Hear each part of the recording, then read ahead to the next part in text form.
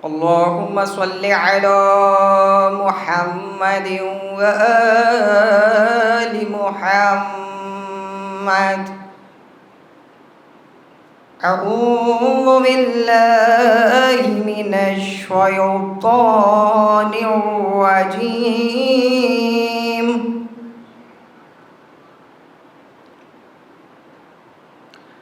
بسم الله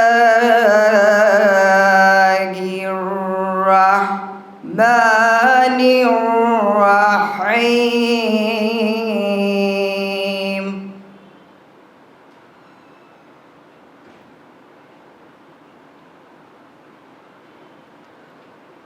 الرحمن علم القرآن.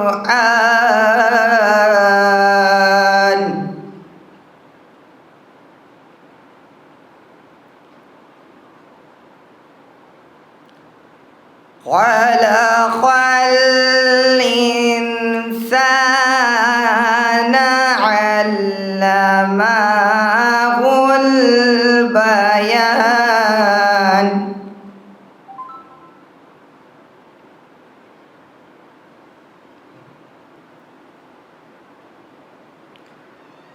الشمس والقمر بحسبان.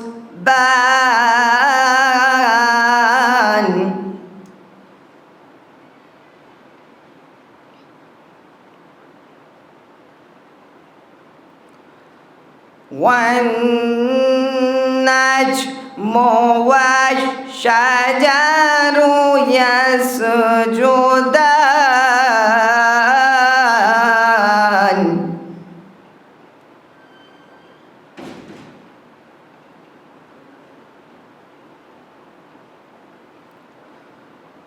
والسماء رفعها ووضع الميزان.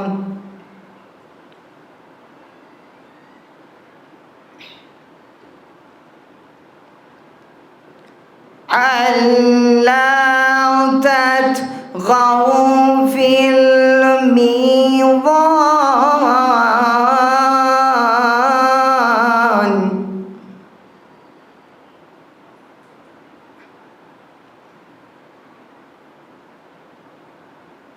وأقيموا الوزن بالقسط ولا تخسروا الميزان.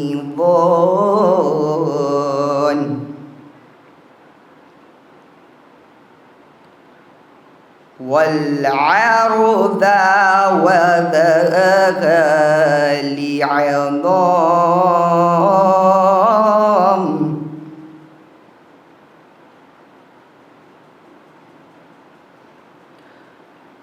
فيها فاكهة والنخل ذات الأكمام.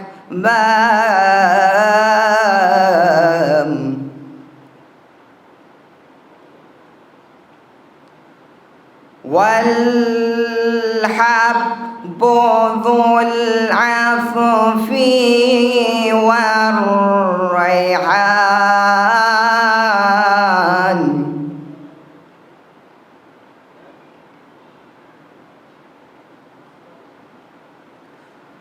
فبأي آلاء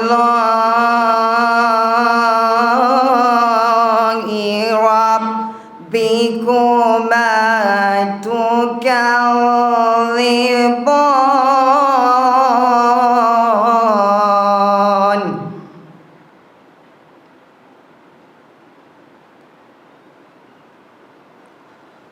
خلق الإنسان من صلصال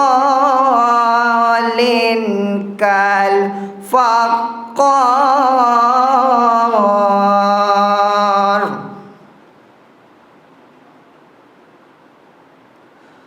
وخلق الجن من مخرج من نار فبأي آلاء ربكما تكذبان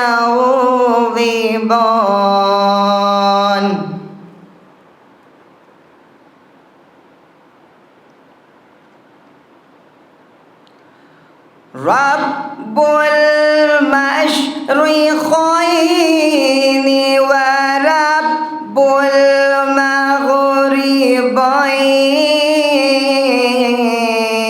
المغربين فبأي آلاء ربكما تكذبان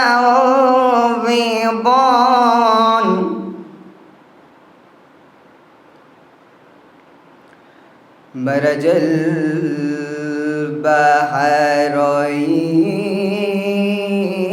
البحرين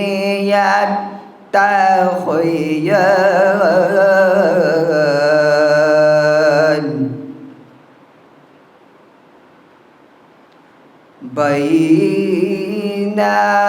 بينهما برزخ لا يبغيان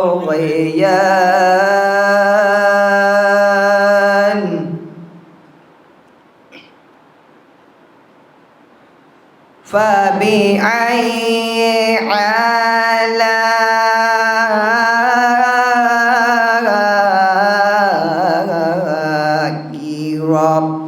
ربكما تكذبان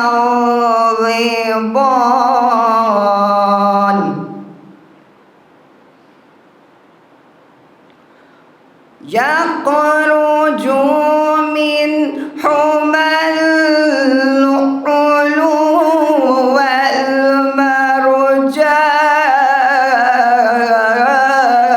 والمرجان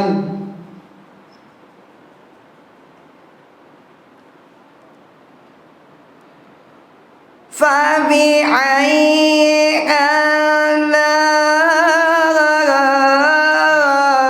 آلاء ربكما تكذبان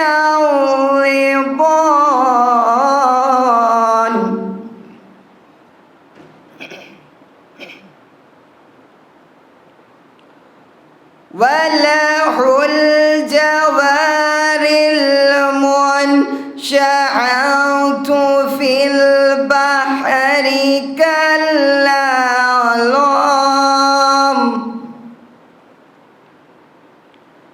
فبأي آلاء ربكما تكذبان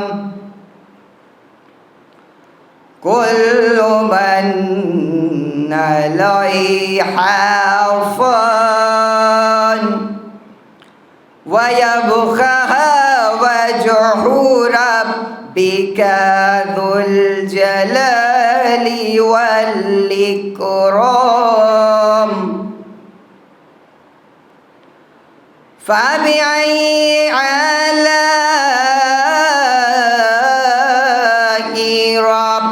ربكما تكذبان يسأله من في السماوات والأرض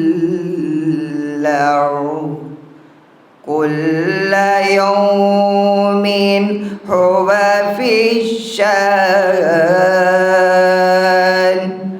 فبأي آلاء ربكما تكذبان سنفرغ لكم أيها الثقلان فبأي آلاء ربكما تكذبان يا معشر الجن والإنس إن استطعتم أن تنفذوا من أقطار السماوات والأرض فانفذوا لا تنفذون إلا بسلطان فبأي آلاء ربكما تكذبان يرسل عليكما شواظ من نار ونحاس فلا تنتصران فبأي آلاء ربكما تكذبان فإذا انشقت السماء فكانت روضة كالدهان فبأي آلاء ربكما تكذبان فيومئذ لا يسأل عن ذنبه إنس ولا جان فبأي آلاء ربكما تكذبان يعرف المجرمون بسيماهم فيؤخذ بالنواصي والأقدام فبأي آلاء ربكما تكذبان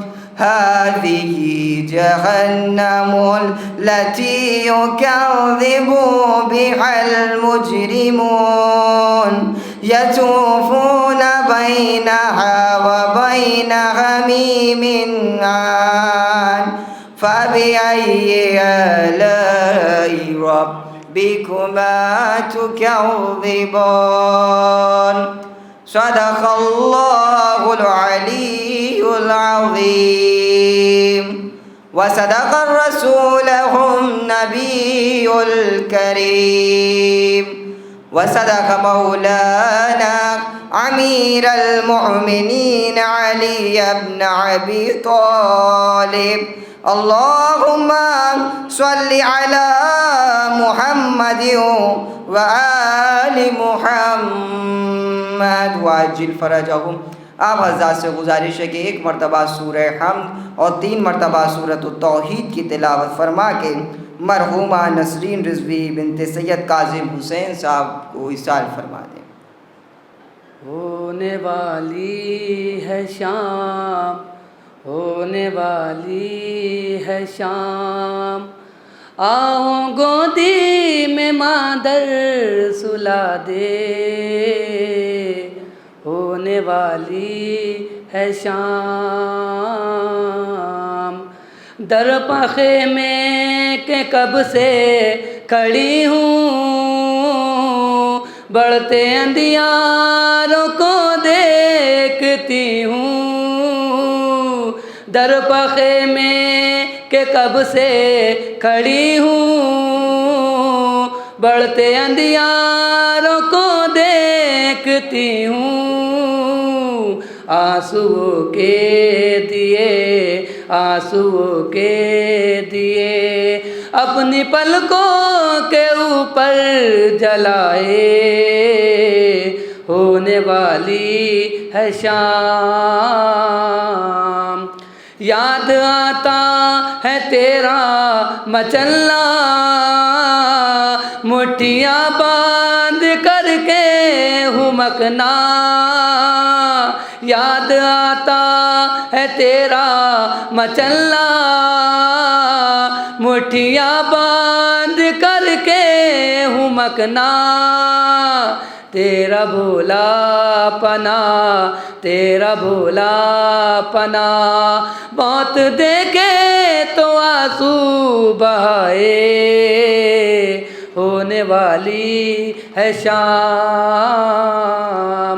یاد آتا ہے تیرا مچلنا، مٹھیاں باندھ کر کے ہمکنا، تیرا بھولا پنا، تیرا بھولا پنا، موت دیکھے تو آنسو بہائے، ہونے والی ہے شام، اپنا سارا بھرا گھر لٹا کے کوفے جاتی ہوں میں کربلا سے، اپنا سارا بھرا گھر لٹا کے کوفے جاتی ہوں میں کربلا سے، سب کا سر ہے خلا، سب کا سر ہے خلا، کون ہے جو ردا اڑائے، ہونے والی ہے شام، ماں یہ کہتی تھی رو رو کہ ماہے تجھ کو اس بن میں ڈھونڈوں تو کیسے، ماں یہ کہتی تھی رو رو کہ ماہے تجھ کو اس بن میں ڈھونڈوں تو کیسے، ہونے والی ہے شام، ہونے والی ہے شام، آؤ گودی میں مادر سلا دے، ہونے والی ہے شام۔ تمام مومن کا گزارش ہے روضہ جامع مسلم میں تشریف لے آئے۔ اب میں گزارش کروں گا علی جناب مولانا سید محمد عقیلی صاحب سے افروز ممبر و باوزن نائے صلوات، اللہم صلی علی محمد و آل محمد، اللهم صل على محمد وآل محمد. لا حول ولا قوة إلا بالله العلي العظيم. أعوذ بالله من الشيطان اللعين الرجيم. بسم الله الرحمن الرحيم. الحمد لله والصلاة والسلام على رسول الله وعلى آله آل الله، لا سيما بقية الله ولعنة الله على أعدائهم أعداء الله من يومنا هذا إلى لقاء الله. أما بعد فقد قال الله: قل هل ننبئكم بالأخسرين أعمالا الذين ضل سعيهم في الحياة الدنيا وهم يحسبون أنهم يحسنون صنعا. صلوات پڑھیں گے.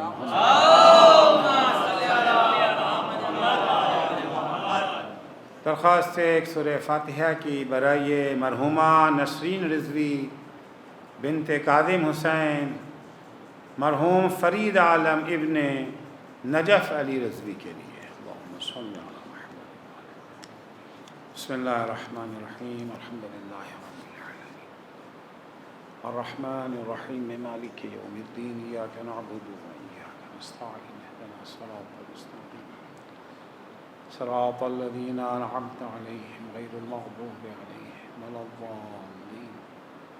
بسم اللہ الرحمن الرحیم. قل هو اللہ احد اللہ الصمد لم یلد ولم یولد ولم یکن له کفوا احد.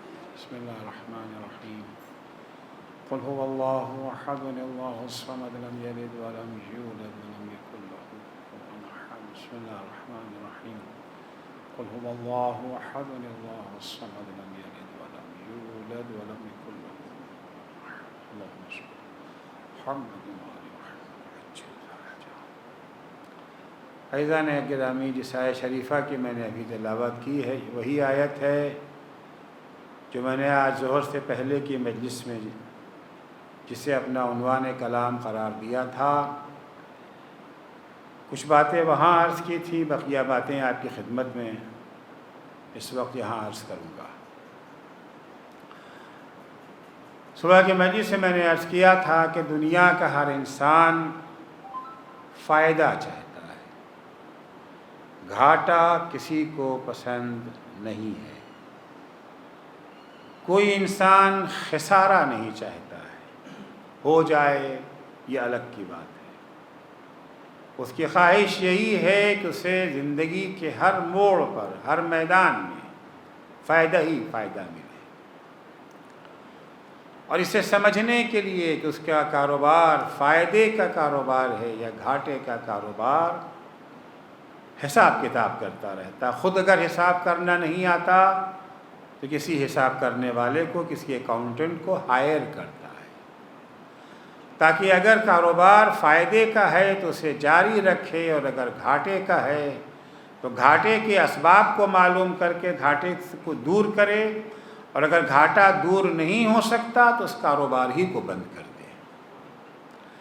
अज़ीज़ों, हमने भी एक पूरी ज़िंदगी का कारोबार किया है।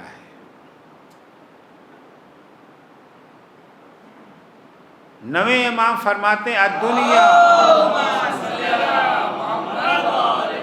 अद्दुनिया सूक़ मिनल अस्वाक़, ये दुनिया जैसे और बहुत सारे छोटे छोटे बाज़ार हैं ना, ये पूरी दुनिया मार्केट और बाज़ार है। दुकान के ऊपर आप पूंजी लगाते हैं, रुपया लगाते हैं, चावल है, दाल है, गेहूं है, सब्ज़ी है। इस बाज़ार दुनिया में जो कारोबार कर रहे हैं, इसका कैपिटल क्या है? ये दिरहमो दिनार, सोना चांदी, रुपया डॉलर नहीं है। वो कैपिटल, वो पूंजी जो हमने इस बाज़ार में लगाया है, वो हमारी ज़िंदगी है। हर अक्लमंद इंसान यही चाहता है ना कि कारोबार में फ़ायदा हो। फ़ायदा किसे कहते हैं? क्या होता है फ़ायदा और क्या होता है घाटा?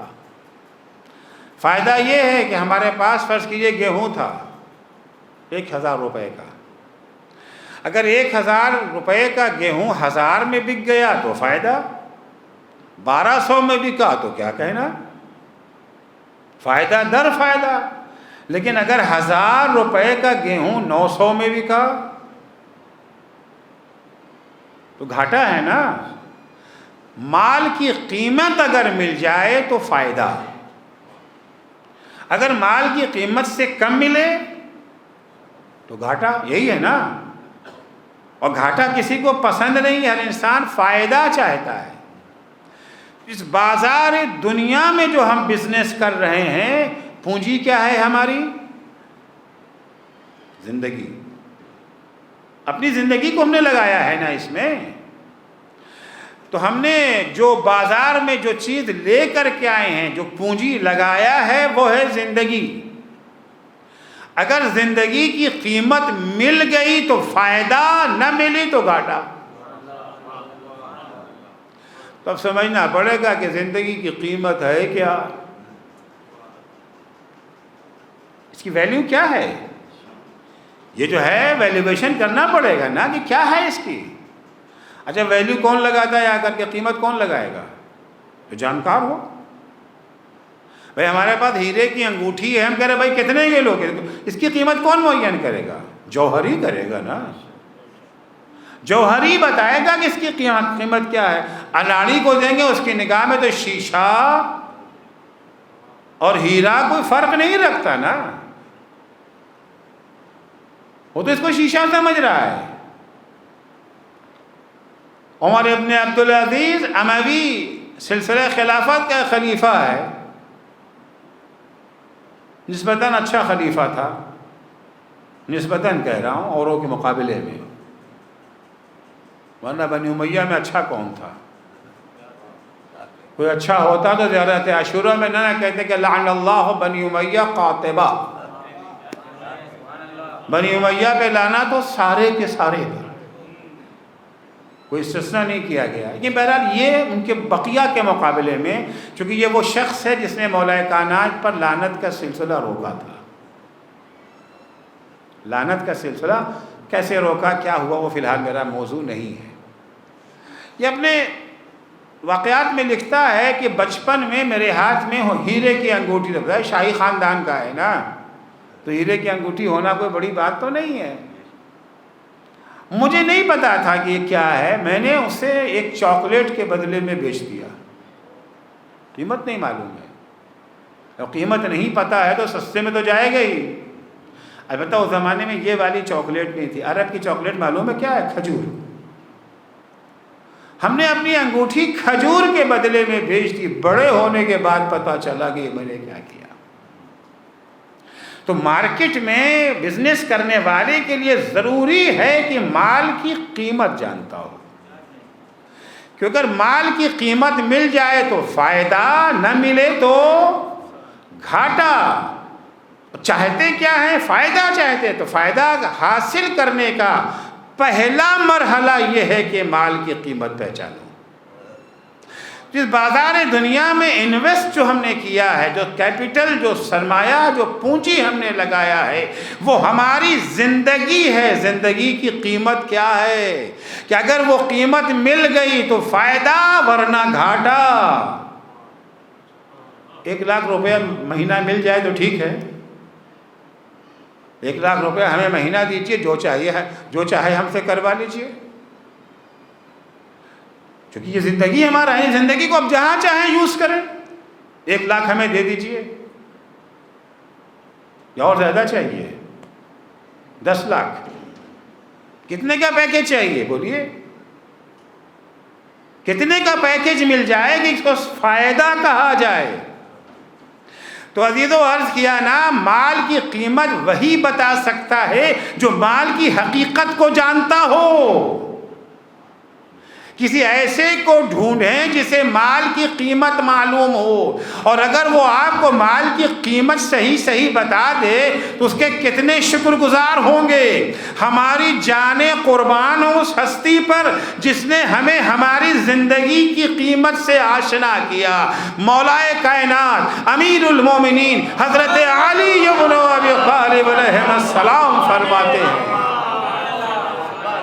مولا ہمیں اپنی زندگی کی قیمت، الا انہ لیس لانفسکم ثمن الا الجنہ، ہوشیار ہو جاؤ، آگاہ ہو جاؤ، تمہاری زندگی کی قیمت جنت کے سوا کچھ نہیں ہے۔ فلا تبیعوها الا بها، جب بھی زندگی کا سودا کرنا تو جنت سے کم پہ نہ کرنا۔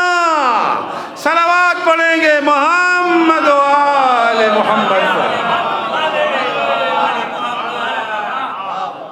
صبح سو کر کے اٹھے، جیسے ہی اٹھے یہ زندگی کا کیپٹل تو خرچ ہونے لگا نا۔ بے فرض کیجئے اللہ نے ہمیں 1,00,000 دن کی زندگی دی تھی، 1,00,000 دن کی زندگی اللہ نے ہمیں دی تھی۔ آج کا دن جو گزرا تو 1 دن تو کم ہو گیا نا۔ ہمارے پاس 1,00,000 روپیہ تھا، 1 روپیہ چلا گیا، اس روپے کے بدلے میں کیا ملا؟ اگر روپے کے بدلے میں اس کی قیمت مل گئی، جو 1 روپے کی ویلیو کے برابر کوئی چیز مل گئی تو فائدہ، ورنہ نقصان ہے نا۔ تو 1,00,000 روپیہ نہیں، 1,00,000 دن ہے ہمارے پاس زندگی کے۔ آج جو دن چلا گیا وہ تو پلٹ کے نہیں نہ آئے گا۔ جو دن گزر رہا ہے یعنی سرمایہ حیات گھٹتا جا رہا ہے، سرمایہ زندگی کم ہوتا جا رہا ہے۔ عزیزو ہمارے پاس 1,00,000 روپے تھے، 1 روپیہ چلا گیا، گھاٹا کی فائدہ۔ اگر روپے کے بدلے میں کچھ نہ ملا تو گھاٹا، لیکن 1 روپے کے بدلے میں اگر 1 روپے کے مقابل کوئی سامان مل گیا تو فائدہ۔ ہماری زندگی میں 1,00,000 دن میں سے آج 1 دن کم ہو گیا، بدلے میں کیا ملا؟ 10,000 روپے مل گئے، 10 گرام سونا مل گیا، قیمت مل گئی۔ مولا فرماتے نہیں، تمہاری زندگی کی قیمت جنت کے سوا کچھ نہیں۔ آج کا دن اگر ان کاموں میں صرف ہو گیا جو ہمیں جنت میں پہنچائے تو یہ فائدے کا سودا ہے، اور اگر وہ جنت نہ مل سکی تو گھاٹے کا سودا ہے۔ صلوات پڑھیں گے محمد و آل محمد پر۔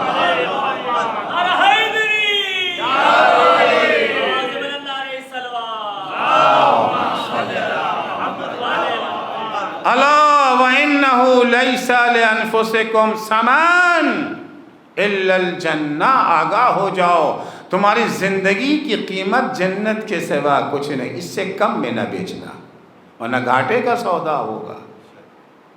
عمر ساتھ کربلا گیا، رے کی حکومت کے لیے گیا تھا نا، جتنی زندگی کا کیپٹل کاہے کے لیے؟ رے کی حکومت اول تو ملی نہیں، اگر مل بھی جاتی تو فائدہ کا سودا تھا کہ گھاٹے کا سودا۔ اچھا، یہ تو مومنوں کی زندگی کی قیمت ہے۔ مومنوں کی زندگی کی قیمت کیا ہے؟ بولیے، جنت۔ مومنین کی زندگی کی قیمت جنت ہے، تو امیر المومنین کی زندگی کی قیمت کیا ہوگی؟ ان کی زندگی کی قیمت کیا ہوگی؟ مومنوں کی زندگی کی قیمت کا پتہ علی نے بتایا، علی کی زندگی کی قیمت کا پتہ خدا نے بتایا۔ ہماری زندگی کی قیمت جنت، علی کی زندگی کی قیمت کیا ہے؟ وَمِنَ النَّاسِ مَن يَشْرِي نَفْسَهُ ابْتِغَاءَ مَرْضَاتِ اللَّهِ، علی کی زندگی کی قیمت رضا الہی ہے۔ صلوات پڑھیں گے محمد و آل محمد۔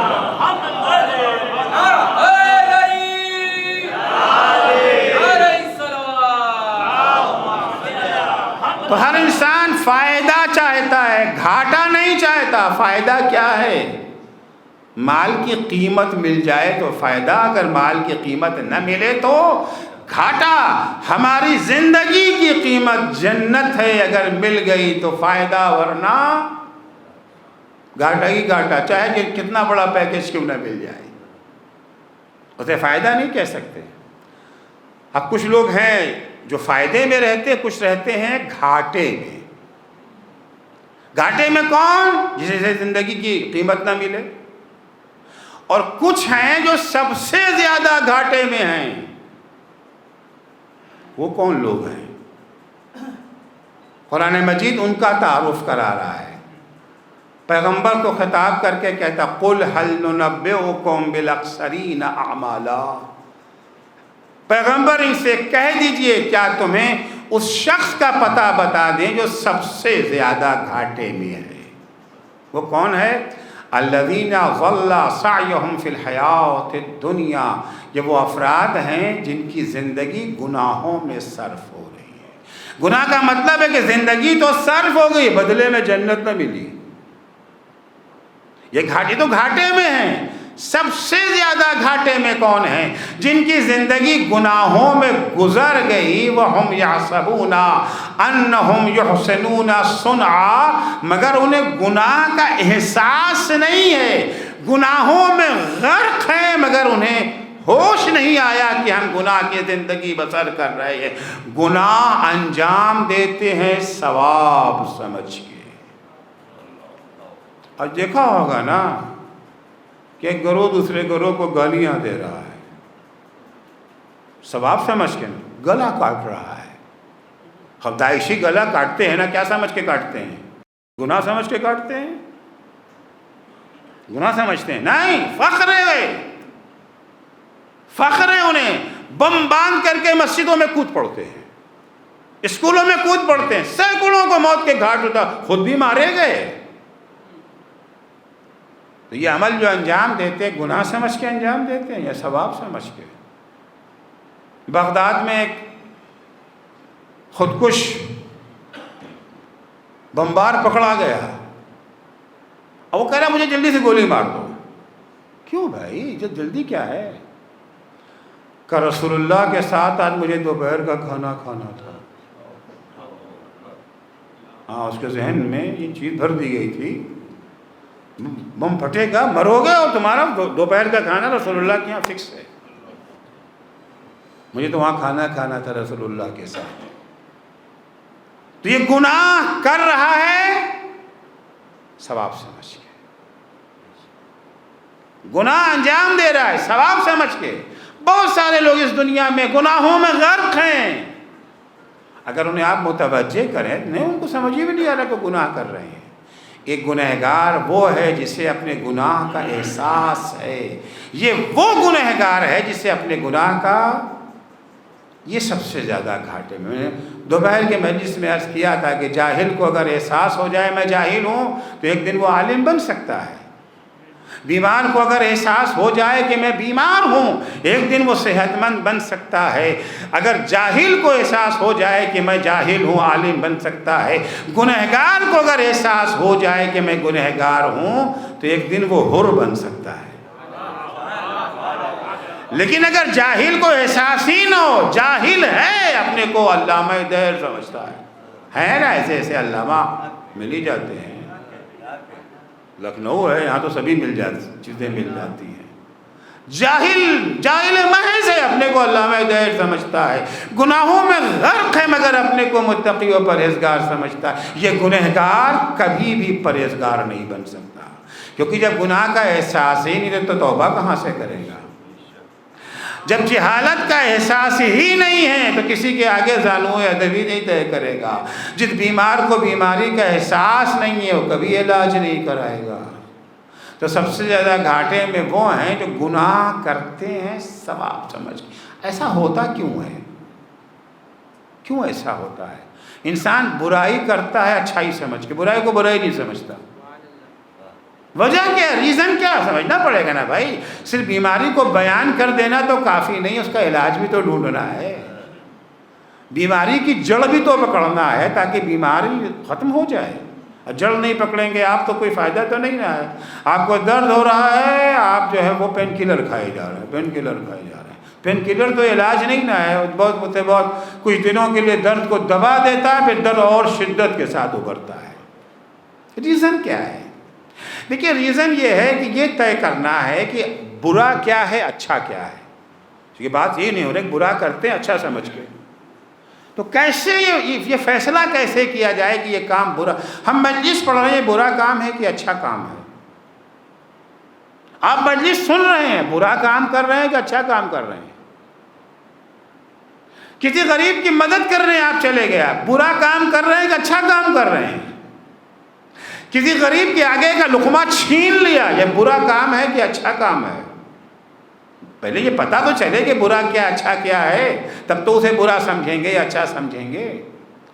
برا کہتے کسے اچھا کہتے, کہ معیار کیا ہے خیر و شر کا. بہت قدیمی بحث ہے یہ. کچھ لوگ کہتے ہیں برا وہ ہے جس میں دنیا میں ہمارا گھاٹا ہو, اچھا وہ ہے جس میں ہمارا فائدہ ہو. وہ اچھا ہے. کسی صاحب نے ہمیں سپاری دے دی فلاں صاحب کو قتل کرنے کے لیے, 1 کروڑ دیں گے فلاں صاحب کو قتل کر دو. ہم نے جا کے قتل کر دیا, 1 کروڑ ہمیں مل گیا. یہ ہمارا کام اچھا ہے کہ برا؟ اچھا ہے, 1 کروڑ روپے ملے ہیں بھائی, ہمارا فائدہ ہے نا اس میں. ہاں اگر پکڑو اکڑ گئے تو بات الگ ہے, وہ ہو جائے گا پھر یہ جو ہے برا ہو جائے گا. نہیں پکڑے گئے, جس میں فائدہ ہے وہ اچھا.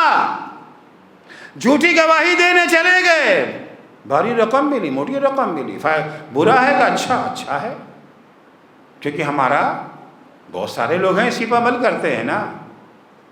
پولیس والے رشوت لے کے حق کو باطل, باطل کو حق کرتے ہیں کہ نہیں کرتے ہیں, خوش بھی رہتے ہیں کہ جی ہمارا فائدہ ہو گیا, ہماری تھیلی بھر گئی, ہمارا جیب بھر گیا. تو ایک نظریہ یہ ہے کہ جس میں ہمارا فائدہ ہو, دوسرے کا گھاٹا ہو, اس سے ہمیں کوئی لینا دینا نہیں ہے. چین کا سڑا مال لا کر کے اسے اصلی مال بنا کر کے بیچ دیا ہم نے. آج کل کورونا کی بیماری پھیلی ہے، وہ کچھ انجیکشن ہیں، کچھ دوائیں ہیں جو آسمان پہ ان کی قیمت ہے، معلوم ہوا کہ اس کے اندر پانی بھر کر کے انجیکشن کے 60,000 روپے کا بیچ دیا۔ کیپسول کو خالی کر کے اس کے اندر کچھ اور بھر دیا، پرچی لگا دیا اس کی۔ جب ہماری بھرتی جا رہی ہے، کل سائیکل پہ جاتے تھے، ہفتے بھر کے اندر کار آ گئی بھائی یہ کام اچھا ہے کہ برا؟ بڑا اچھا کام، کیا کر رہے؟ آج کل بڑا اچھا بزنس چل رہا ہے۔ اچھا، برا نہیں کہہ رہے، کیوں؟ صرف فائدہ ہو رہا ہے۔ ایک نظریہ یہ ہے کہ جس میں فائدہ ہو، عمر سعد کو ابن زیاد نے کہا قتل حسین میں جاؤ، مدد کرو، تمہیں رہ کی حکومت ملے گی۔ یہ برا ہے کہ اچھا؟ اچھا ہے بھائی، فائدہ ہو رہا ہے۔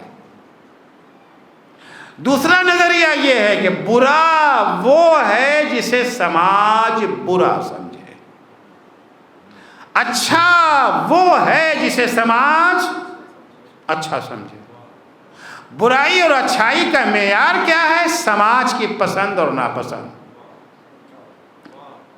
اور اس معیار کو بہت مانا جاتا ہے۔ یہ فیشن کیا ہے؟ فیشن کیا ہے بھائی؟ بال ایسے کاٹیں کہ ایسے کاٹیں کہ ویسے کاٹیں۔ ہاں، ایک زمانے میں جس اسٹائل کو بہت برا مانا جاتا تھا، آج اسی کو اچھا مانا جا رہا ہے۔ اس زمانے میں سماج برا مانتا تھا، آج کا سماج اچھا مانتا ہے۔ ایک سماج وہ ہے جہاں پردے کو برا مانا جاتا ہے، اور ایک معاشرہ وہ ہے جہاں پردے کو اچھا مانا جاتا ہے۔ جہاں برا مانا جائے وہاں پردہ نہیں کریں گے، جہاں اچھا مانا جاتا ہے وہاں پردہ کر لیں گے۔ آپ نے دیکھا ہوگا بہت ساری ایسے خواتین گاؤں سے آئی ہیں، مثال کے طور پر لکھنؤ میں یا دلی میں یا بمبئی میں، یہاں آنے کے دہلی اور بمبئی، لکھنؤ کا مجھے نہیں پتا، دلی اور بمبئی میں حجاب کو عام طور سے اچھا نہیں مانا جاتا، انہوں نے اپنا برقع اتار دیا۔ کیوں اتار دیا؟ اس لیے کہ یہاں کا سماج حجاب کو پسند نہیں کرتا۔ وہی خاتون جب پلٹ کے اپنے گاؤں میں جاتی ہیں، دوبارہ سر پہ حجاب آیا، کیا ہو گیا؟ کہ گاؤں کا سماج بے پردگی کو اچھا نہیں مانتا۔ جسے سماج اچھا کہے وہ اچھا ہے، جسے سماج برا کہے وہ برا ہے۔ یہ نظریہ بھی بڑی تیزی سے پھیلتا ہے، حتیٰ ہم ذاکروں تک بھی یہ نظریہ آ گیا۔ ہم تو یہ پوچھتے ہیں کہ عوام کیا پسند کرتے ہیں، کون سی مجلس چلتی؟ اب تو مجلس چلنے لگی ہے نا، اس کے بھی پیر نکل آئے ہیں، چلتی کیا ہے؟ ذاکرین پوچھتے ہیں، خاص لوگ، بھائی یہاں والے کیا پسند کرتے ہیں، تو جو آپ پسند کریں ہم وہی پڑھ دیں گے۔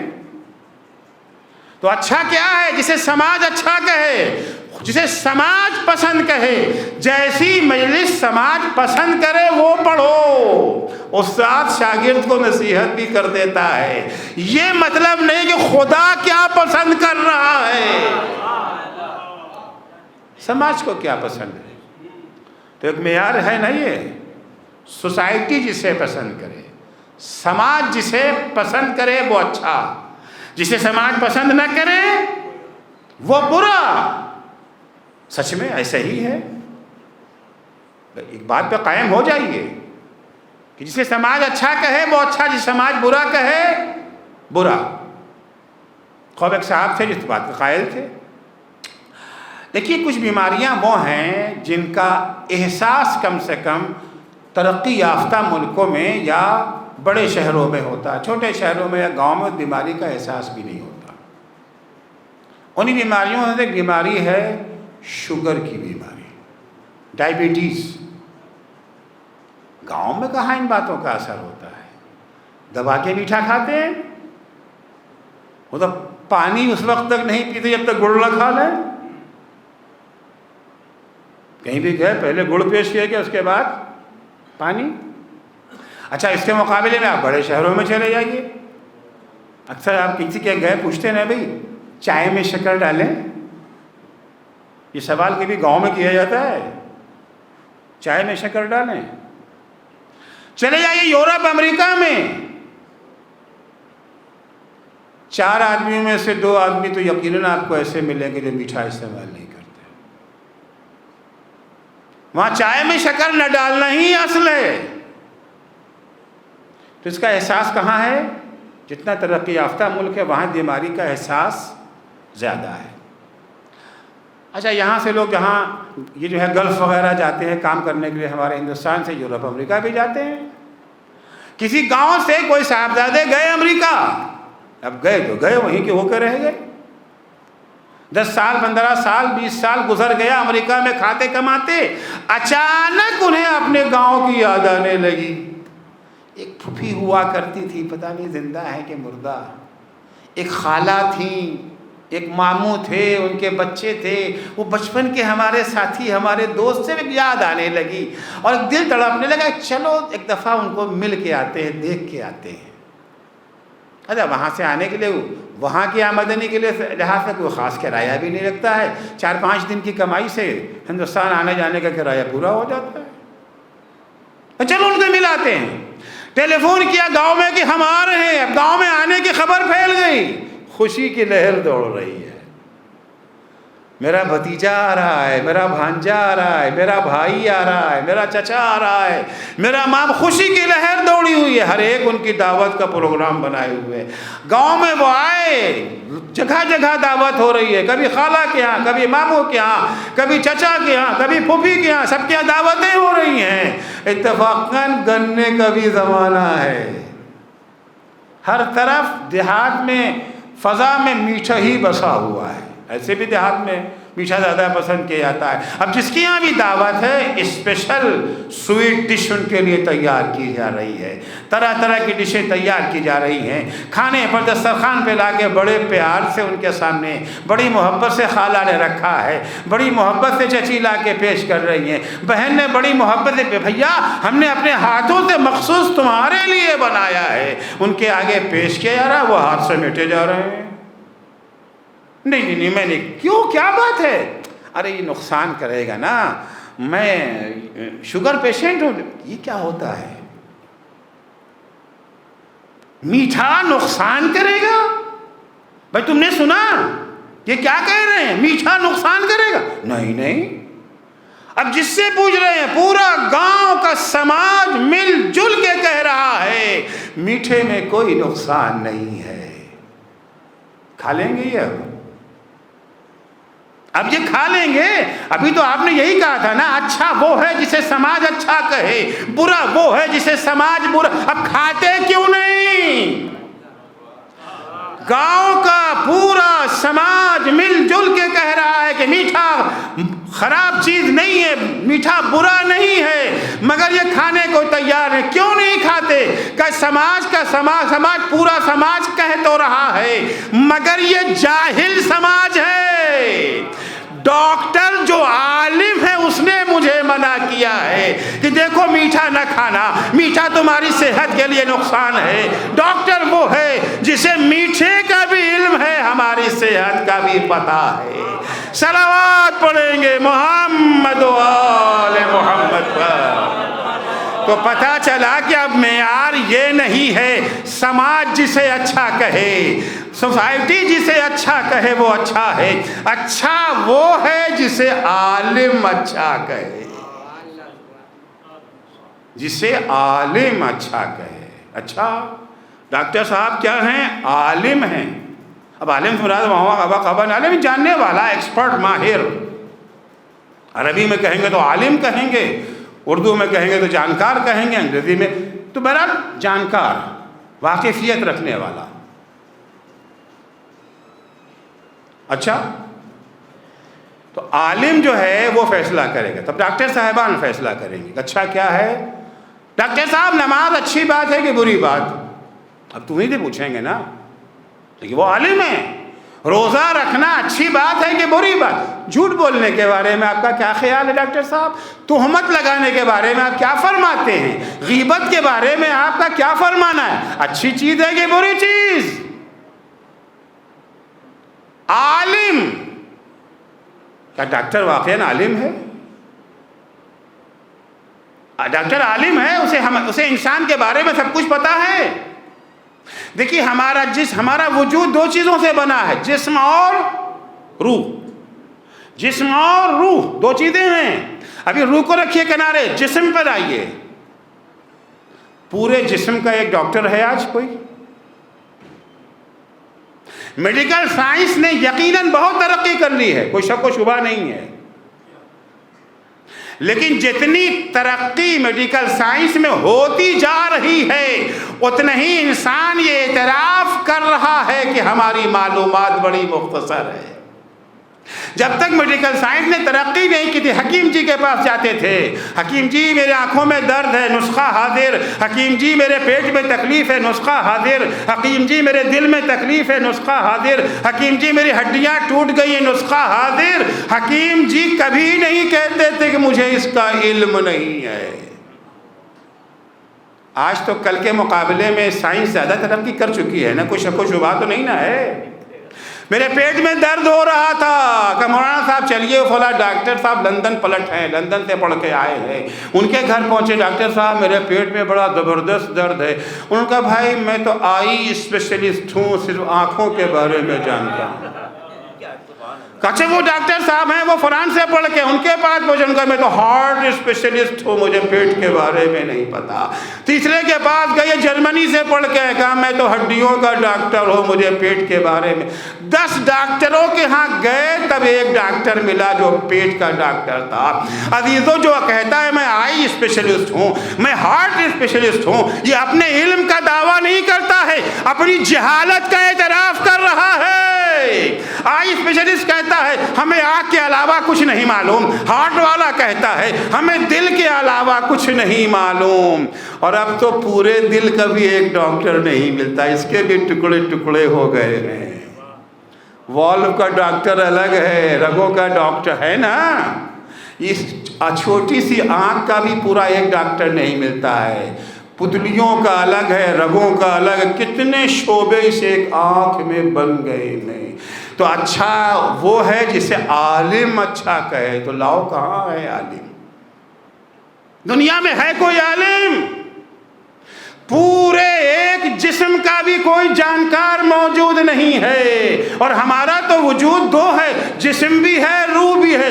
جب جسم جو تمہاری نگاہوں کے سامنے ہے، جب تم اسے نہیں پہچان سکے تو روح کو کیا پہچانو گے؟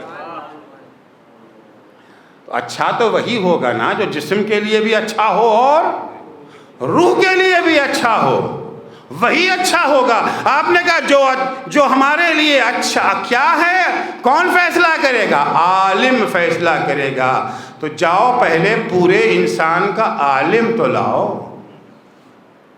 اچھا تب ایک آدمی نہیں فیصلہ کرتے تو 100 آدمی مل کر کے پارلیمنٹ بنا کے قانون بنا دیں گے۔ یہ 100 آدمی پارلیمنٹ میں کون آ گئے؟ مجھے بتائیے کیا 100 گدھے مل کے ایک انسان بن سکتا ہے؟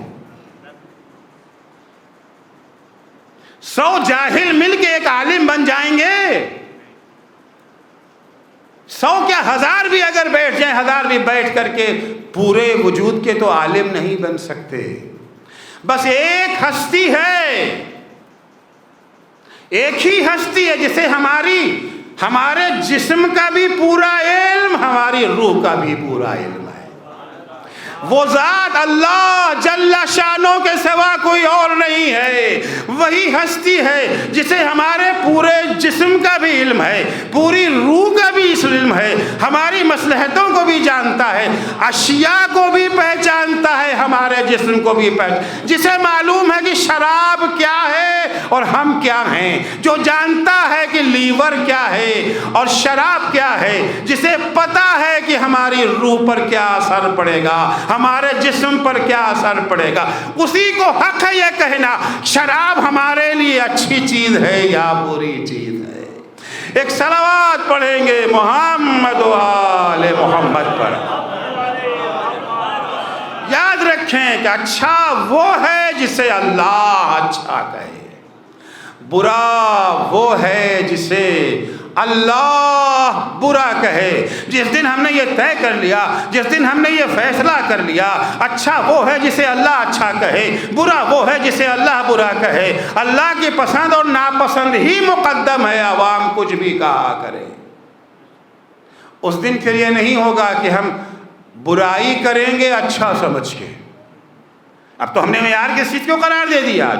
جس کو اللہ اچھا کہے، اب اگر ہم جھوٹ بول رہے ہیں تو ہمیں پتہ ہے کہ ہم برا کر رہے ہیں، کیونکہ اللہ تو جھوٹ کو اچھا نہیں کرتا۔ اگر ہم غیبت کر رہے ہیں تو پتہ ہے کہ ہم برا کر رہے ہیں، کیونکہ اللہ غیبت کو پسند نہیں کرتا ہے۔ اچھا وہ جسے اللہ اچھا کہے، فائدہ اسی میں ہے جسے اللہ اچھا کہے، اور یہی ہمارے ائمہ نے بھی ہمیں پیغام دیا۔ ساتویں امام موسیٰ کاظم علیہ السلام ہشام کو خطاب کر کے یا ہشام لو کان فی یدک لؤلؤۃ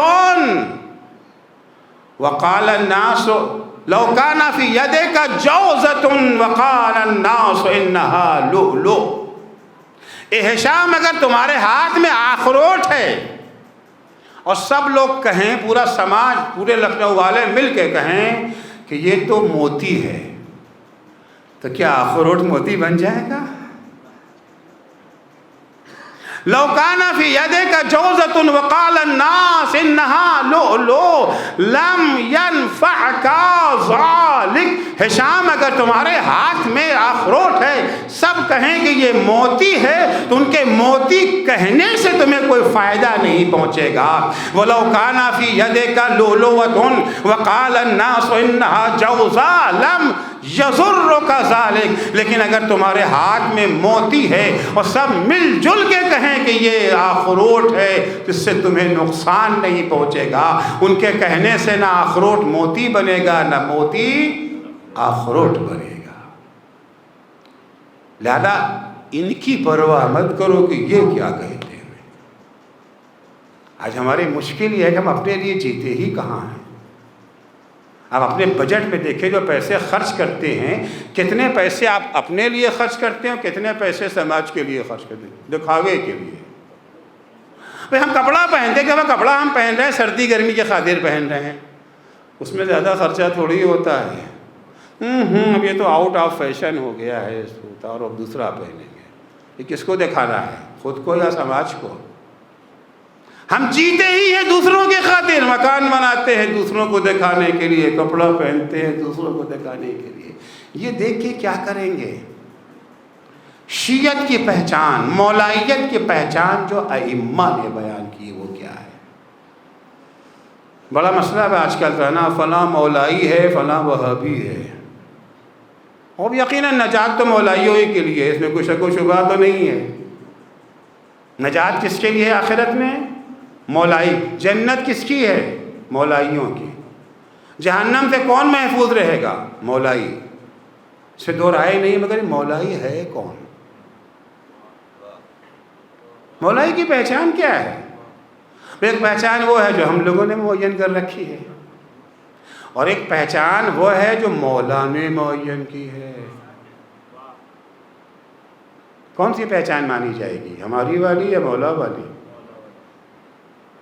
بھائی دیکھیے، ہمارے مودی جی بہت کچھ کہتے رہتے ہیں، اور کبھی کبھی لوگ انہیں کہہ دیتے ہیں یہ بہت جھوٹے ہیں، جھوٹے وعدے کرتے ہیں۔ ایک وعدہ انہوں نے کیا تھا نا پہلے والے الیکشن میں، 15 لاکھ والا وعدہ سب کو یاد ہے، کوئی بھولتا نہیں ہے، مرتے دم تک بھی یہ وعدہ بھولیں گے نہیں، کہ مودی نے کہا تھا کہ 15 لاکھ روپے ہم سب کو دیں گے، اور اس میں بہت تانا سننا پڑتا ہے انہیں، ہر الیکشن میں اس بات کو دہرائی جاتی ہے، ہمارا پردھان منتری جھوٹا ہے۔ سب کی بھی ہوتی ہے، برا بھی لگتا ہے نا، ہمارا پردھان منتری ہے، بہرحال اس کو جھوٹا کہا جاتا ہے، برا تو لگتا ہے، مگر ہے تو کیا کیا جائے۔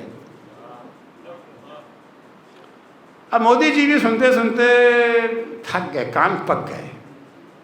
اب تو ماشاءاللہ پردھان منتری ہیں، خزانہ بھی ہاتھ میں ہوگا، چلو یار اس وعدے کو پورا ہی کر دیتے ہیں، یہ جھوٹ کا الزام اپنے سر سے ہٹا دیتے ہیں۔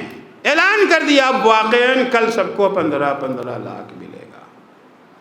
اب ظاہر سی بات ہے، ہر بینک کے سامنے کتنا رش ہوگا، کتنی بھیڑ ہوگی، کل کے بجائے لوگ آج ہی معلوم ہے صاحب مجمع میں، آج مجلس فرض کیجئے 200 کا مجمع ہوتا ہے، 10 لوگ کیوں بیٹھے؟ ارے صاحب 190 وہاں جو گئے ہوئے ہیں، یہاں تو آپ ادھار والا ثواب دیں گے، وہاں نقد والا پیسہ مل رہا ہے، تو نقد چھوڑ کر کے ادھار پہ کون بھروسہ کرتا ہے؟ سب وہاں لگ گئے۔ پاکستان سے کچھ ہمارے رشتہ دار بھی آئے تھے، انہوں نے دیکھا بہتی گنگا میں ہاتھ دھونے کا اچھا موقع ہے. اب چہرے مہرے شکل وغیرہ تو سب ایک ہی جیسے, فقط لکیر کھنچ گئی ہے, بقیہ تو سب ایک ہی جیسا ہے نا. کون چہرے سے پہچانے گا؟ وہ بھی لگ گئے لائن میں. 15 لاکھ مل رہے ہیں, کیا برا ہے؟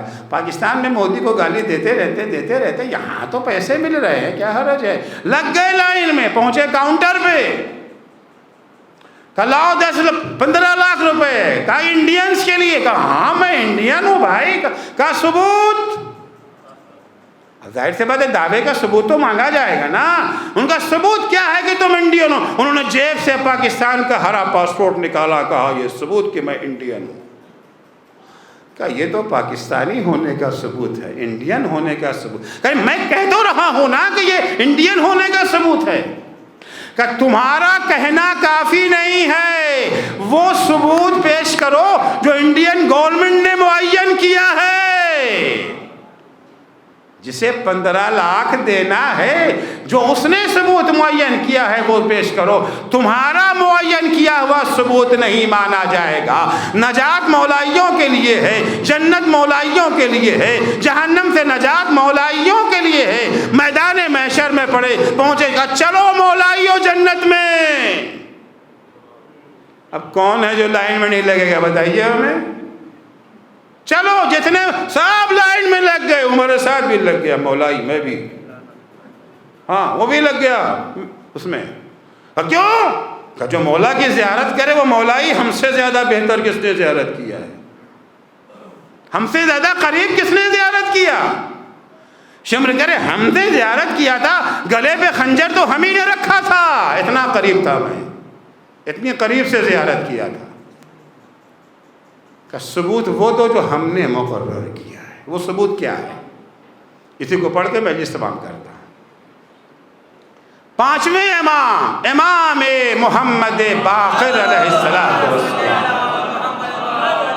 مولائیت کا ثبوت بیان کر رہے ہیں, مولائیت کی پہچان بیان کر رہے ہیں. حدیث سنیے اور گھر جا کے غریبان میں جھانک کے دیکھیے یہ پہچان ہمارے اندر ہے یا نہیں. اگر ہے تو اللہ کا شکر ادا کیے, اسے محفوظ رکھنے کی کوشش کیجیے. اور اگر خدا نخواستہ نہیں ہے, ابھی وقت ہے, ابھی مہلت ہے, ابھی فرصت ہے, اس پہچان کو اپنے اندر پیدا کرنے کی کوشش کیجیے.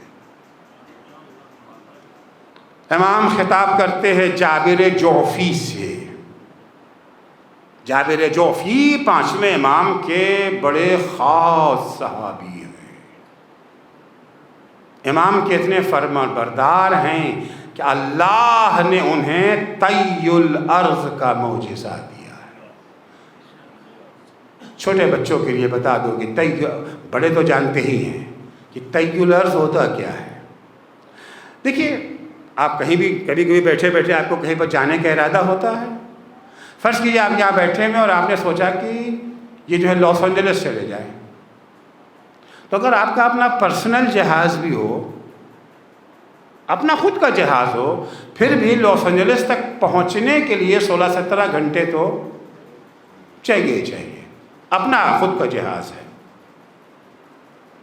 15-16 گھنٹے سے پہلے آپ نہیں پہنچ سکتے.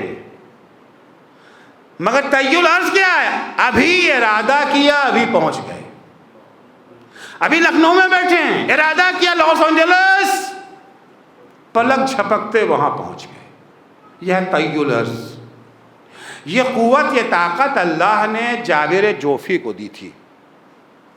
جابر کوفے میں رہتے ہیں, امام صادق علیہ السلام مدینے میں ہیں. کوفے میں رہنے والا امام کا ایک شیعہ, ایک چاہنے والا جابر سے کہتا ہے, جابر زیارت امام کے لیے دل تڑپ رہا ہے. دیکھیے زیارت امام کا شوق تو ہر شیعہ کے دل میں ہمیشہ ہی ہوتا ہے, مگر کبھی کبھی اس میں شدت آ جاتی ہے.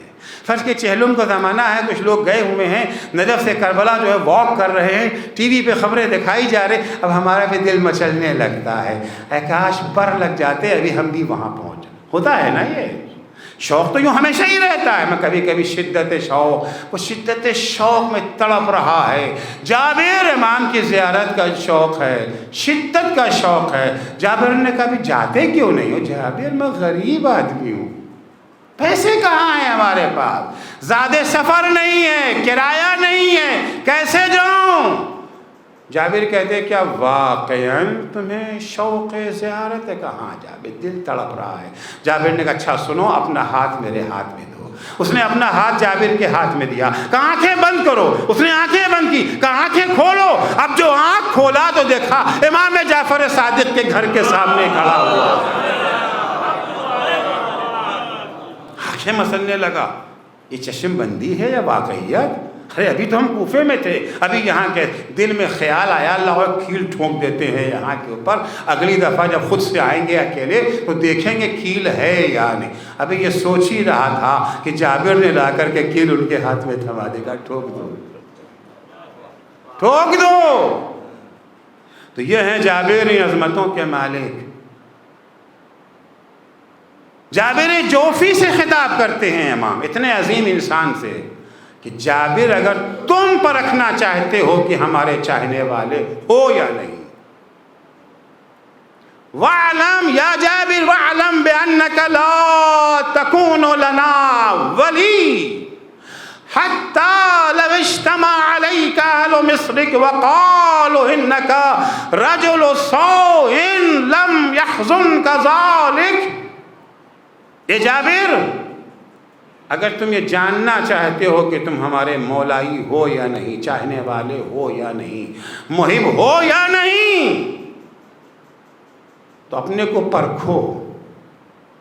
اگر تم ہمارے چاہنے والے ہو تو سنو، اگر ساری دنیا مل کے تمہاری برائی کرے، یہ شکل ہمیں پسند نہیں ہے، یہ رہن سہن ہمیں پسند نہیں ہے، یہ کاروبار ہمیں پسند نہیں ہے، یہ مکان ہمیں پسند نہیں ہے، سب مل کے تمہاری برائی کریں، اس کے باوجود بھی تمہیں غمزدہ نہیں ہونا چاہیے۔ مشکل کام ہے، میں مجلس پڑھ رہا ہوں، اگر باہر نکل کے لوگ کہیں کہاں کا 2 کوڑی کا ذاکر بلا لیا، وقت برباد کیا، جو جا رہا ہے وہ یہ ہے برائی کرتے جا رہا ہے، برائی کرتے جا رہا ہے۔ تو یہ سن کے ہمارے دل کی کیفیت کیا ہو رہی ہے؟ برا لگ رہا ہے، غم ہو رہا ہے، اندوہ ہو رہا ہے یا نہیں؟ کوئی پرواہ ہی نہیں، کہا کریں اچھی تھی کہ بری، ان کے کہنے کا احساس ہی نہیں ہے۔ وَلَوْ قَالُوا أَنَّكَ رَجُلُ صَالِحٍ لَمْ يَسُرُّكَ ذَلِكَ، اور اگر سب مل جل کر کے تمہاری تعریف کریں تو تمہیں خوشی نہ ہو۔ مولائی کی پہچان یہ کہ لوگوں کے برا کہنے سے رنج نہ ہو، اچھا کہنے سے خوشی نہ ہو۔ میں نے مجلس پڑھی، اگر آپ نے واہ واہ کر دی، سبحان اللہ کہا، بھئی کتنا اچھا خطیب لائے ہیں، کتنا اچھا ذاکر لائے ہیں، 2 چلو ہمارا خون اگر بڑھ گیا، خون تو بڑھ گیا مگر مولائی نہیں ہے۔ مولائی وہ ہے نہ ان کے برا کہنے سے رنج، نہ ان کے اچھا کہنے سے خوشی، بلکہ ناراض اور خوش ہونے کے لیے یہ ہے وَلَٰكِنِ رِضَلَا مَا فِي كِتَابِ اللَّهِ، اپنے کو آئینہ قرآن کے سامنے پیش کرو، اپنا کاروبار قرآن کے آئینے میں دیکھو، اپنی تعلیم قرآن کے آئینے میں دیکھو، اپنی شکل و صورت قرآن کے آئینے میں دیکھو، اپنا گھر بار قرآن کے آئینے میں دیکھو۔ ان كنت سالكا سبلا زاہدا فی تزہیدہ راغبا فی ترغیبہ خائفا من تخویفہ فابشر واثبت ولا یضرک ما قیل فیک۔ اپنے کو آئینے قرآن میں دیکھو، اپنی شکل کو دیکھو، اگر شکل نے کہا سبحان اللہ یہ تو وہی شکل ہے جو ہمیں پسند ہے، کیا کہنا ہے، یہ تو وہی کاروبار ہے جو ہمیں پسند ہے، یہ تو وہی رہن سہن ہے جو ہمیں پسند ہے، یہ وہی مکان ہے جو ہمیں پسند ہے۔ جس چیز سے قرآن نے ڈرایا تھا اس سے تم ڈرتے ہو، جس چیز کا قرآن نے شوق دلایا تھا اسی چیز کا تمہیں شوق ہے، تو اپنے کو بشارت دے دو کہ ہمارے چاہنے والے ہو، وَاثْبُتْ، اسی پہ ڈٹ جاؤ، وَلَا يَضُرُّكَ مَا قِيلَ فِيكَ۔ اب اگر ساری دنیا بھی تمہارے مقابلے میں آ جائے، ساری دنیا تمہیں برا کہتا رہے، پھر بھی تمہیں کوئی نقصان نہیں پہنچے گا۔ وَإِن كُنْتَ مُبَايِنًا لِلْقُرْآنِ لیکن جب قرآن کے آئینے کے سامنے آئے کہا قرآن بتا میری شکل کیسی، کہا یہ تو مجھے بالکل پسند نہیں ہے، یہ مسلمان کی شکل نہیں ہے۔ اچھا میرا کاروبار یہ ایک مسلمان کا کاروبار نہیں ہے، رہن سہن یہ ایک مسلمان کا رہن سہن نہیں ہے، ہمارا رہن سہن، ہمارا کاروبار، ہمارا بزنس، ہماری ایجوکیشن، ہمارا گھر بار، ہمارا چہرہ، ہمارا لباس سب مخالف قرآن۔ امام فرماتے فَمَا الَّذِي يَغُرُّكَ مِن ذَلِكَ، کہ کس نے تمہیں دھوکے میں رکھا ہے کہ تم مولائی ہو، تم ہمارے چاہنے والے ہو، تم ہمارے محب ہو۔ مولائی وہ ہے جس کی زندگی مطابق قرآن، کاروبار مطابق قرآن، گھر بار مطابق قرآن، طرز معاشرت مطابق قرآن، اخلاق مطابق قرآن۔ اور اگر قرآن سے ٹکرا گئے تو امام کہتے ہیں ہم کسی کو دھوکے میں نہیں رکھتے ہیں۔ فَمَا الَّذِي يَغُرُّكَ مِن ذَلِكَ، کس نے تمہیں دھوکے میں رکھا ہے؟ عزیزو صدر اسلام سے ہماری مشکل یہی رہی ہے کہ ہم نے خیر و شر کا تعین اپنے ہاتھ میں لے لیا یا سماج کے حوالے کر دیا۔ خیر و شر کا تعین اگر خدا کے حوالے کیا ہوتا، اہل بیت کے حوالے کیا ہوتا، ائمہ معصومین کے حوالے کیا ہوتا، پیغمبر اکرم کے حوالے کیا ہوتا تو در سیدہ پہ آگ لگتی، علی کے گلے میں رسی کا پھندا نظر نہ آتا، کربلا کے میدان میں اصغر و سکینہ پیاس سے تڑپتے نہ دکھائی دیتے،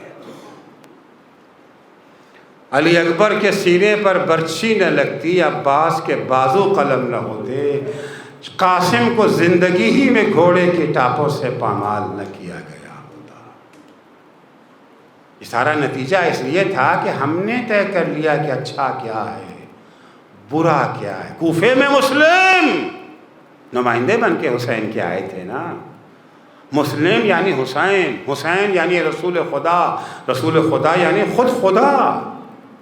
جس چیز کو مسلم اچھا کہیں یعنی حسین اچھا کہہ رہے ہیں، یعنی رسول خدا اچھا کہہ رہے ہیں، یعنی خدا اچھا کہہ رہا ہے۔ ایک طرف مسلم آواز دیتے میرے ساتھ آ جاؤ، ادھر سے ابن زیاد آواز دیتا میرے ساتھ آ جاؤ، سونے کی تھیلیاں ہم تمہیں دیں گے، اگر ہمارے ساتھ نہ آؤ گے تمہارا خاندان کا خاندان تباہ کر دیں گے۔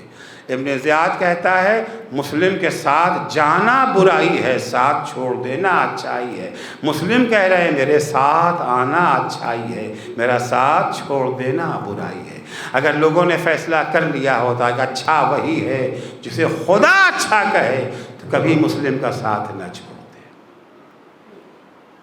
کیا واقعاً مسلم کا ساتھ چھوڑ دینا کوفے والوں کے لیے اچھا ثابت ہوا؟ کس لیے چھوڑا تھا؟ موت سے ڈر کے چھوڑ دیا تھا نا۔ خدا کی قسم اگر مسلم کا ساتھ نہ چھوڑے ہوتے کوفی تو اتنے نہ مارے جاتے جتنا مسلم کا ساتھ چھوڑنے کے بعد مارے گئے۔ کتنے مارے گئے کوفی؟ ارے کربلا میں ہمارے ساتھ کی فوج میں زیادہ تر کوفی ہی تو تھے۔ علی اکبر کے ہاتھوں مارے گئے، عباس کے ہاتھوں مارے گئے، قاسم کے ہاتھوں مارے گئے، اور محمد کے ہاتھوں مارے گئے، اصحاب حسین کے ہاتھوں مارے گئے، حسین کے ہاتھوں مارے گئے۔ اس کے بعد جب مختار کا انقلاب آیا تو کون مارا گیا؟ کوفی مارے گئے۔ توابین کے قیام کے دوران کون مارے گئے؟ کوفی ہزاروں کی تعداد میں کوفی مارے گئے۔ لیکن اگر مسلم کا ساتھ نہ چھوڑا ہوتا تو حالات تو کچھ اور ہی ہوتے نا۔ جب کبھی فیصلہ کرنا ہو اچھا کیا ہے برا کیا ہے، یہ دیکھیے کہ خدا کیا چاہتا ہے۔ جن لوگوں نے اچھائی اور برائی کا فیصلہ خدا کے حوالے کر دیا، اتنی کامیاب زندگی ان کی ہو گئی کہ آج 1400 سال کے بعد بھی ہم حسرت سے کہتے ہیں یا لیتنا کننا معکم فنفوز فوزا عظیما، اے کربلا والو، اے کاش اگر ہم بھی تمہارے ساتھ کربلا میں ہوتے، جس راستے پہ تم چلے ہو اس راستے پہ اگر ہم چلتے ہمیں بھی یہی کامیابی ملتی۔ وہ کون سا راستہ ہے جس پر کربلا والے چل کے کامیاب ہو گئے؟ یہی راستہ ہے نا کہ جسے خدا اچھا کہے وہ اچھا ہے، جسے خدا برا کہے وہ برا ہے۔ ہمیں خدا کی پسند و ناپسند کو دیکھنا ہے، سماج کی پسند و ناپسند کی ہمیں پرواہ نہیں کرنا ہے۔ یہی تو کربلا والوں کا راستہ تھا۔ ہم چاہتے ہیں وہ کامیابی حاصل کرنا جو کامیابی کربلا والوں کو کل ملی تھی وہ آج بھی مل سکتی ہے، شرط یہ ہے کہ راستہ وہی اپنائے جو کربلا والوں کا راستہ ہے۔ عزیزو، کربلا والوں نے کبھی یہ طے نہیں کیا کہ ہمارے لیے اچھا کیا ہے، ہمیشہ خدا سے زندگی بچائیں یا قربان کر دیں، خدا کیا کہتا ہے، اس کی مرضی کیا ہے، اس کی مشیت کیا ہے۔ اگر اس کی مرضی ہے زندگی قربان کر دیں تو ہم کون ہوتے ہیں زندگی بچانے والے؟ ہم کون ہوتے ہیں زندگی کو بچانے والے؟ ہم زندگی قربان کرنے کے لیے تیار۔ اگر ہمیں اجازت نہ ملے گی زندگی قربان کرنے کی تو اپنے گود کے پالوں کو قربان کر دیں گے۔ حسین کے ساتھ تھوڑے ہی سے کل 72 ہیں، لیکن 72 کے 72 زندگی کو وقف کر رکھا ہے مرضی معبود کے لیے۔ ظاہر سی بات ہے کہ عورتوں پر سے جہاد ساقط تھا، عورتیں تو میدان میں نہیں جا سکتی تھی نا، اپنی زندگی کو قربان نہیں کر سکتی تھی، حکم خدا کے خلاف عمل بھی نہیں کرنا ہے، خود نہیں جا سکتی تھی تو گود کے پالوں کو تیار کر رہی تھی۔ اور یہ صرف خاندان عصمت و طہارت سے مخصوص نہیں ہے، صرف ام فروا ہی قاسم کو تیار نہیں کر رہی تھی، صرف زینب ہی اون محمد کو تیار نہیں کر رہی تھی، بلکہ اصحاب کے خیمے بھی یہی منظر تھا۔ مسلم ابن اوسجا کی زوجہ اپنے کمسن بچے کو تیار کر رہی تھی، اے میرے لال دیکھو کل قربانی کا دن ہے، ماں کو شرمندہ نہ ہونے دینا، ماں کو سرخرو کر دینا۔ چنانچہ جب مسلم ابن اوسجا شہید ہو کر کے زمین کربلا پہ گرے ہیں، ایک دفعہ حسین نے کیا دیکھا، ایک چھوٹا سا بچہ ہے جس کی کمر میں تلوار بندھی ہوئی ہے، اتنا چھوٹا بچہ ہے کہ تلوار زمین پر خط دیتی جا رہی، تیزی سے مقتل کی جانب جا رہا ہے۔ حسین نے اصحاب سے کہا دیکھو یہ بچہ کس کا ہے، کہاں جا رہا ہے؟ اصحاب آگے بڑھے، جا کے بچے کو روکا، لے کر کے حسین کی خدمت میں آئے۔ حسین نے کہا بیٹا تم کس کے چشم و چراغ ہو، کہاں جا رہے ہو؟ کہا آقا اسی بوڑھے صحابی کا لخت جگر ہوں جس کا لاشا آپ کے سامنے رکھا ہے۔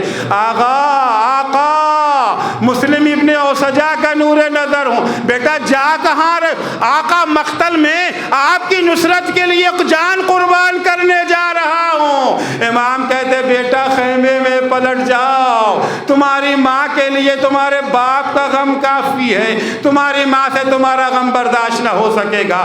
بچہ جواب دیتا ہے آقا یہ تلوار میری کمر میں میری ماں ہی نے باندھی ہے۔ ابھی حسین بچے سے بات کر ہی رہے تھے، ایک دفعہ در خیمہ سے آواز آئی مولا مسلم نے اپنی قربانی پیش کی ہے، آپ میری قربانی کو قبول کر لیجئے۔ اجرکم اللہ، جو ہے وہ حسین پر سے قربان ہونا چاہتا ہے، مگر شہدائے کربلا کا یہ ادب تھا، کوئی بھی شہید حسین کی اجازت کے بغیر میدان میں نہیں گیا ہے۔ جوش میں آ کر کے، جذبات سے مغلوب ہو کر کے نہیں، حکم امام کیا ہے؟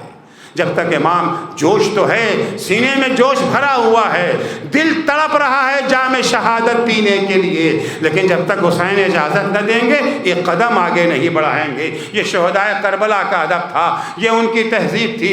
عزیزو سب کو اجازت کا انتظار ہے۔ ایک دفعہ زینب کی نگاہیں اون محمد پہ پڑی، کیا دیکھا دونوں بچے گوشے میں کھڑے ہوئے ہیں۔ زینب نے اون محمد کو بلایا، بچوں ماں نے جو سبق کل رات سکھایا تھا اسے بھول گئے؟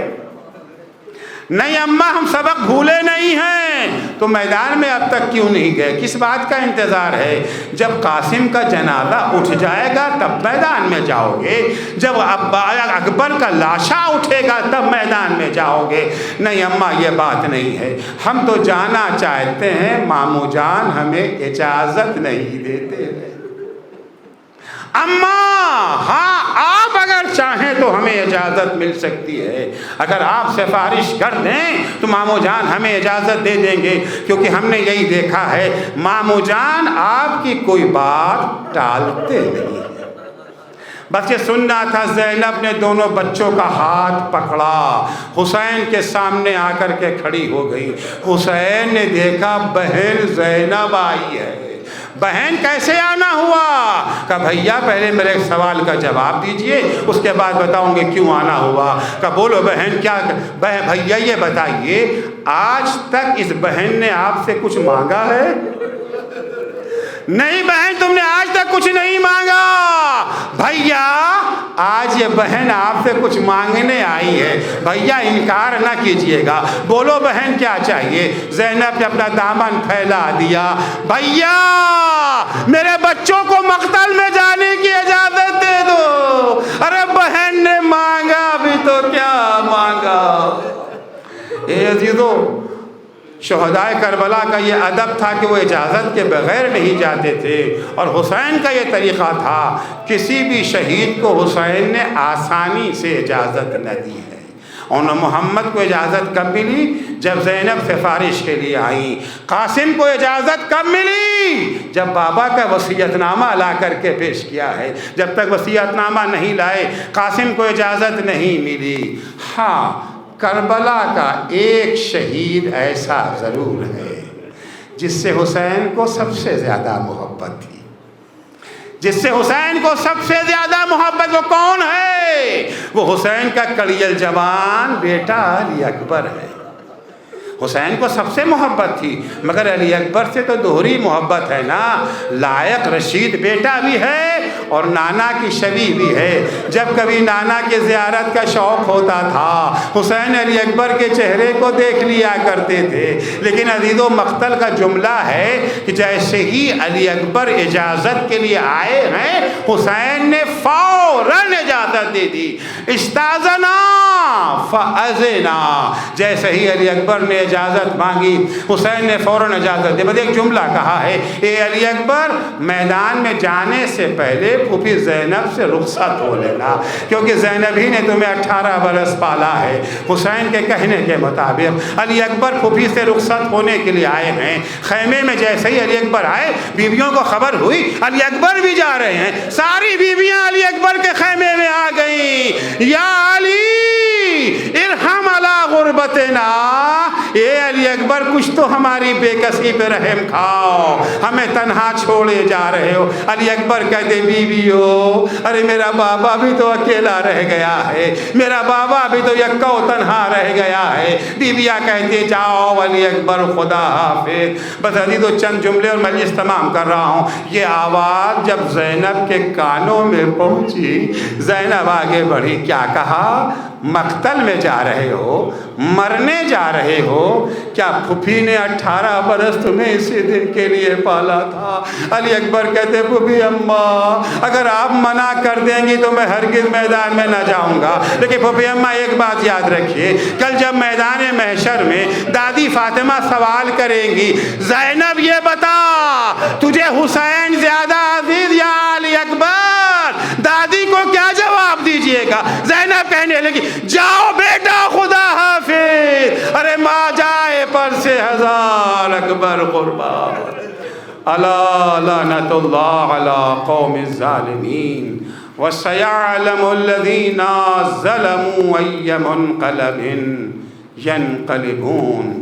بار الہ تجھے واسطہ ہے محمد و آل محمد علیہ السلام کا، ہماری اس مختصر سی عبادت کو قبول فرما۔